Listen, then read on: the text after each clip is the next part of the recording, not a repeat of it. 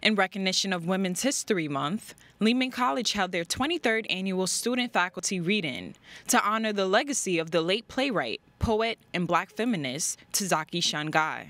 She was larger than life, really. So we decided that the reading this year was going to be devoted to her life and legacy.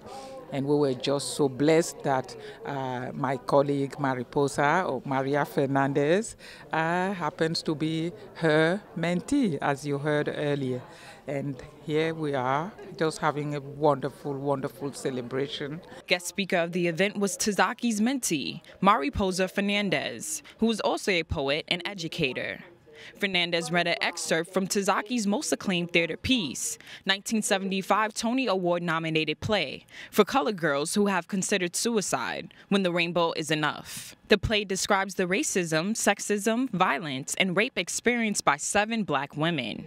Fernandez shares to Bronxnet about the very first time she encountered Shange's work as a teenager and her experience working with the late poet later on in her life. I first encountered Ntozake's work when I was 14 years old. I was a freshman in high school, and I was beginning to write poems in a composition notebook, but not calling myself a poet. And I pulled off the shelf a copy of For Colored Girls Who Have Considered Suicide When the Rainbow Is Enough, and finding that book at that stage in my life was life-saving, and it just changed the trajectory of my life. And I've met so many Black women who had the same experience. So there was no one who was telling my story. And in reading her book at that time, I could hear my own Black girl song as a Black Puerto Rican, growing up, struggling, trying to find a way to live. I had the honor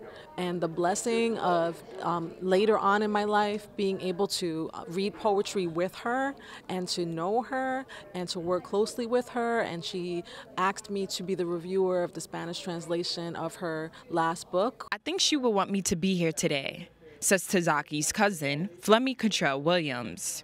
She then tells Bronxnet about a memorable conversation she had with the poet. I had asked Ntozake, what would your legacy be? She told me, she said, I would want to really have inspired the young.